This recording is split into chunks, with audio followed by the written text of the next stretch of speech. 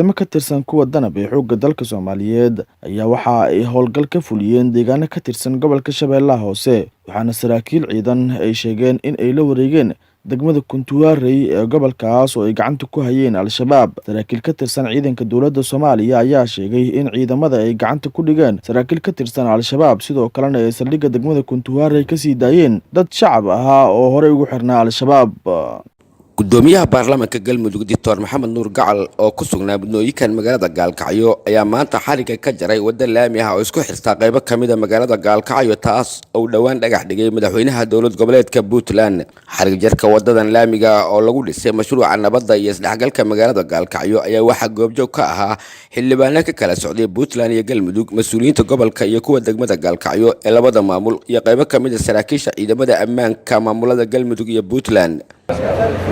maanta waxaa sharafiya wadadii maalmo ka hor madaxweyne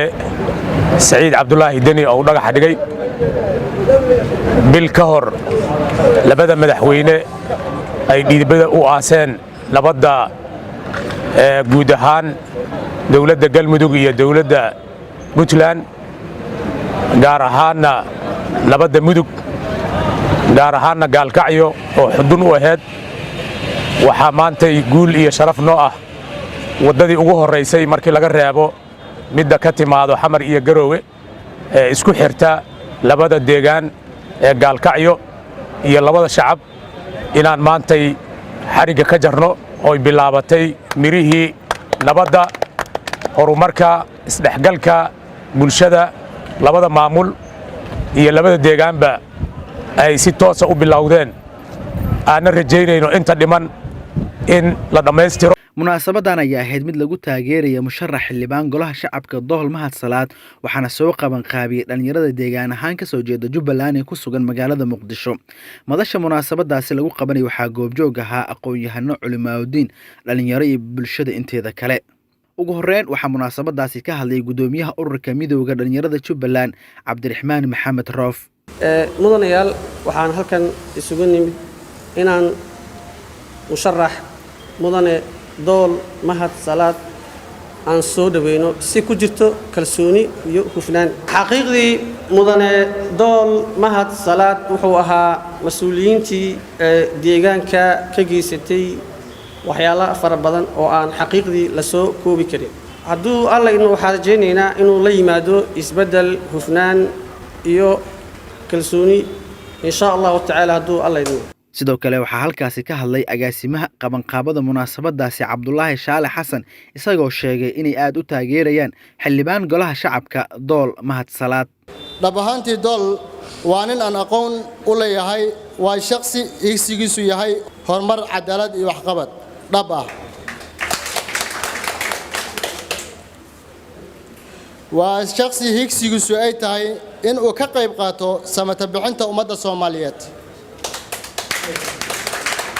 waxaan codsi halkan uga dirayaa dhammaan ummadda Soomaaliyeed qaasatan dowlad goboleedka Jubbaland qaasatan degmada Afmadow in ay gacan buuxda siiyaan mudane Dool Mahad Salaad in uu ku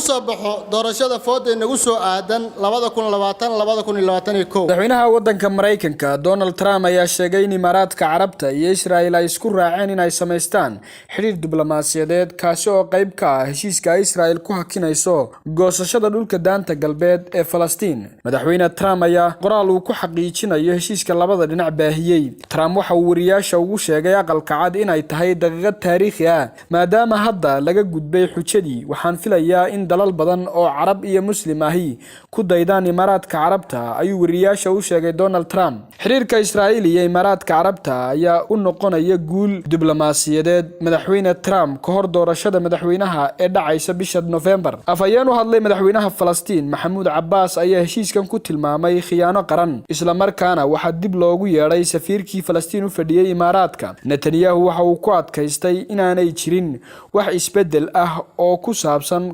qorshayaashiisii qabsashada dhulka daanta galbeed ee Falastiin. wuxuu sheegay in Israa'iil ay si ku meel gaar ah u joojisay ra'iisul wasaaraha Israa'iil ayaa isagoo ka hadlayay heshiiskani waxa uu sheegay in maanta waxaynu nimid buuli xilli cusub oo nabad ah oo u dhaxeeya Israa'iil iyo dunida Carabta waxa jira fursado wanaagsan oo dhawaan arki doono wadamo badan oo Carbeed oo ku soo biiraya wareegtadan ballaarinta nabadda wasiiru dawlaha arrimaha dibadda ee Imaaraadka Anwar Gargash ayaa isna sheegay aqoonsiga ay Imaaraadku aqoonsadeen Israa'iil inay ahayd tallaabo geesinimo gudoomiyaha gobolka Banaadir ahna duqa magaalada Muqdisho mudane Cumar Maxamed Cumar Finish oo soo gunaanaday munaasabadani waxa uu ugu baaqay guud ahaan dhalinyarada Soomaaliyeed iyo kuwa gobolka Banaadir in ay dawladda Soomaaliya ku garabsiiyaan sidii dalka loo gaarsiin lahaa doorasho qof iyo cod ah si shacabka Soomaaliyeed ay gacantooda ugu doortaan qofka ay doonayaan dawladda Soomaaliya ee hadda joogta waxay idin siisay fursad oo waxay idin tiri waa qof iyo code codkiina ku ciil baxa marka haddii laydin yidhi doorasho qof iyo coda ayaa la qabanayaa kuwa ay yidhaahdaan doorasho dadbana la qabanayaa ma garan kartiin tee idin hiilinaysa doorasho dadban waa inteennaan hadda madaxda inaan iska sii joogno oo intaan meel laab isla galno annaga le aan isa sii dooranay weligeyn aan madaxdii ahaan tiradiinna maxay taraysaa marka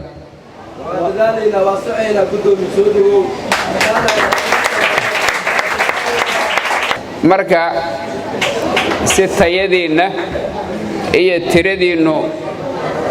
ay u soo baxdo oo waxaa la yidhaahdaa internationally majority waa aqlabiyadda leads the minority aqlabiyadda ayaa aqaliyaadka hogaamisa inta badan ay hogaamisa inta yar marka intii badan inaad tiin adinka noo sheegaya in leedo hogaamin adinka noo sheegaya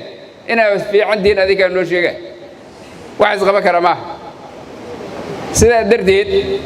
dawladdaana idin heelinaysa ay ka faa'iideysta oo mabda'eeda iyo fikirkeeda qaata garab istaaga agaasimaha xiriirka degmooyinka wasaaradda arrimaha gudaha dowlad goboleedka Hirshabelle Cabdi Daahir Guure Karoore ayaa waxa uu sheegay in dhismaha golaha deegaanka magaalada Beledweyne ay hortaagan yihiin siyaasiyiin iyo xildhibaano ka soo jeeda gobolka Hiiraan wuxuuna sharaxaad ka bixiyay caqabadaha hortaagan dhismaha golaha deegaanka degmada Beledweyne mar walba oo nasiib darro oo daraaxayna ka dhawaajiyay in Beledweyne warqad loo soo diro waqti badan la geliyay in la isku doorto degmada Beledweyne gudaheeda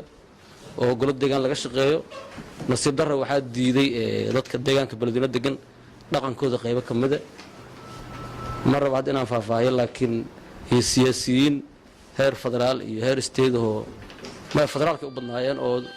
aan deegaankan caruurtooda deganeyn oo wax wanaagsan laga qabanayo ay qusaynin laakiin siyaasiyiin danaynayo qof dekreeto ku yimid oo matala siyaasiyiin asiga arrinkaas aad la isugu murxay hawl badan laga qabtay dadka waa la wacyi geliyay ilaa 420 qof oo tababar loo qabtay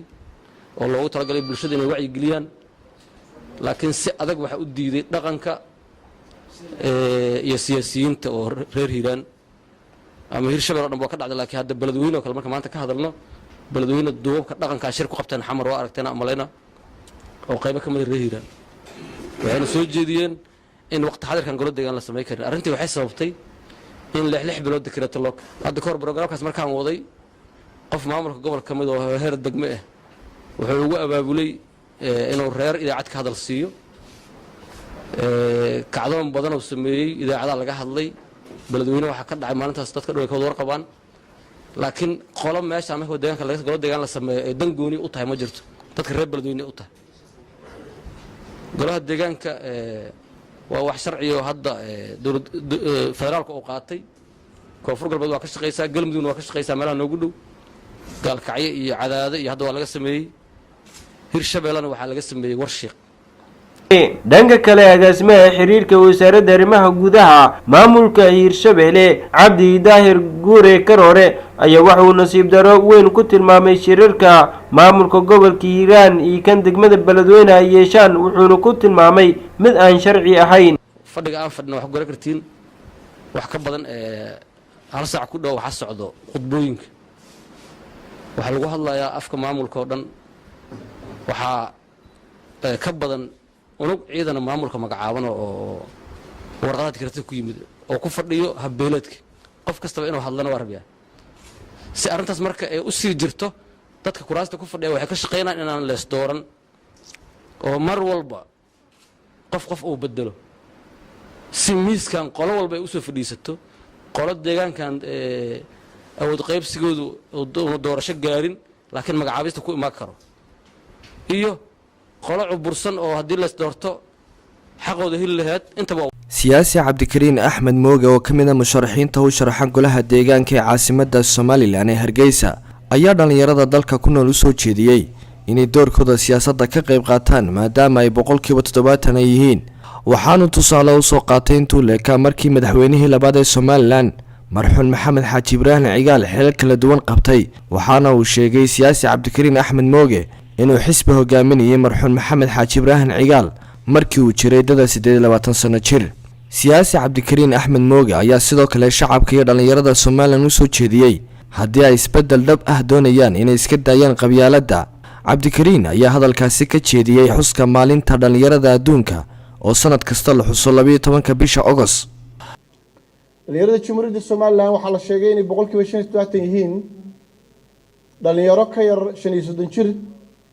waxa shacabka u tuntan dhalinyaranimada lagama baxo waa laga baxayaa sharci baa yaala siyaasadda qaranka ee dhalinyarada Jamhuuriyadda Somaliland bay sheegtay da'daas laga baxayaa 35 jir haddaad ka weynaato dhalinyaro ma tiid ana dhalinyaro ma yihiin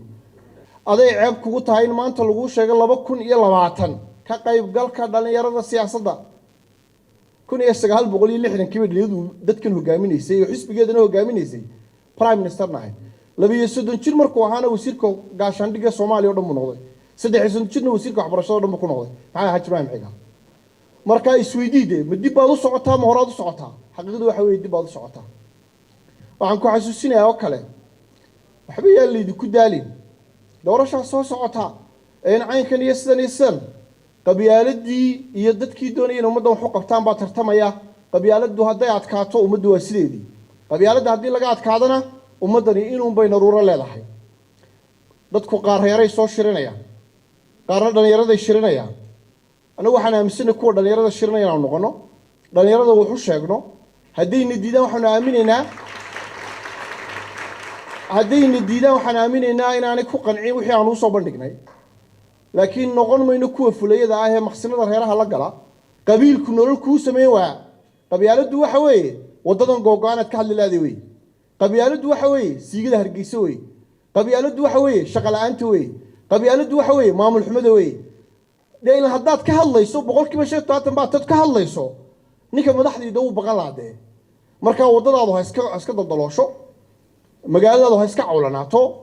laantu bilaa shaqo ha iska ahaato waa ninka madaxdu wuxuu og yahay bari inaad difaacaysadee ama waxa ku qabta ama yaan ku qabanin marka adiga ku dhisi maayo shaqo ku sameyn maayo wuxuu sameynaya isaga isdhisaya isaga nolol samaysanaya isaga daara dhisanaya